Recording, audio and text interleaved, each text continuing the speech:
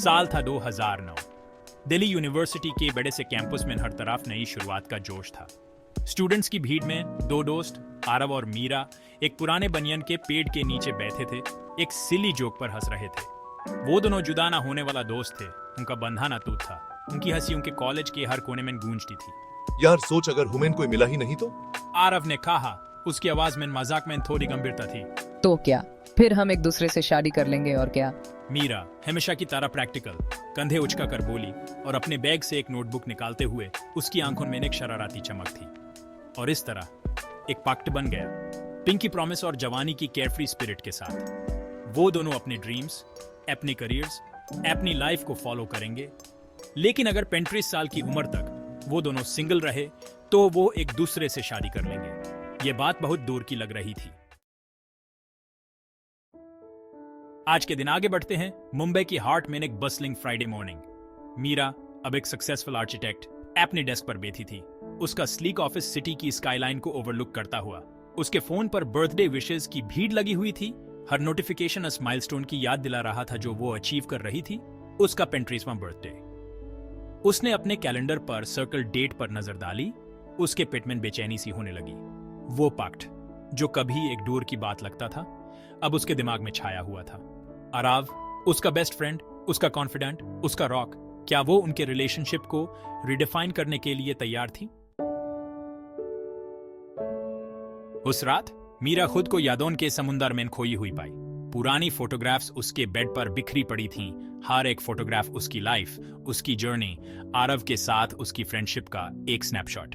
Goofy college selfies से लेकर उनकी ट्रैवल्स की एलिगेंट पिक्चर्स तक, उनकी लाइफ एक दूसरे से जुड़ी हुई थी। गोवा ट्रिप की एक पिक्चर पर उसकी नजर ठहर गई, जहां बीच पर वेव्स के पीछे भागते हुए उनके चेहरे खुशी से चमक रहे थे। उसके दिल में एक मीठा दर्द उठा।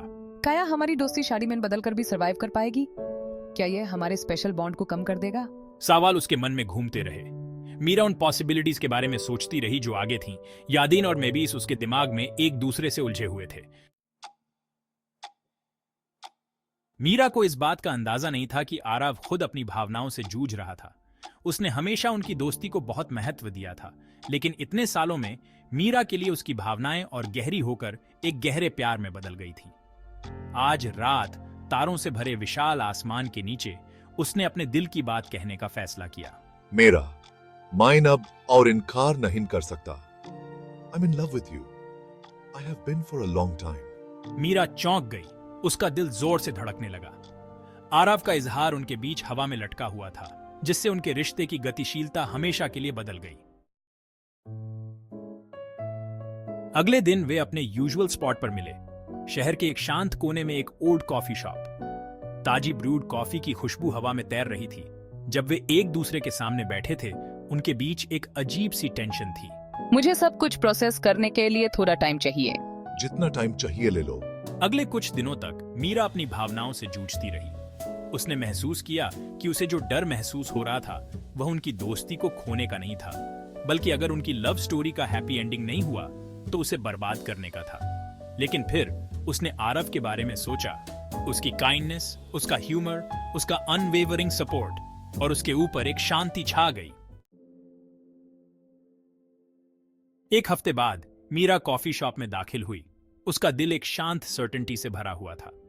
उसने देखा कि आरव उनकी यूजुअल टेबल पर बैठा है। उसके चेहरे पर एक उम्मीद भरी मुस्कान फैल गई जब वह पास आई।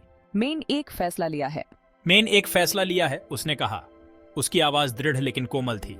I choose us, Arav. I choose love. और इस तरह शुरू हुई उनकी जर्नी, बेस्ट फ्रेंड से लाइफ पार्टनर्स तक। उनकी शादी उनके अटूट बंधन का प्रमाण थी, दोस्ती की उपजाऊ जमीन से पनपने वाले प्यार का जश्न। जैसे ही वे शादी के मंडप के नीचे खड़े थे, उनकी उंगलियां आपस में जुड़ी हुई थीं। वे जानते थे कि उनकी लव स्टोरी, जो बचपन में एक पैक्ट के रूप में बनी थी, अभी शुरू ही हुई थी।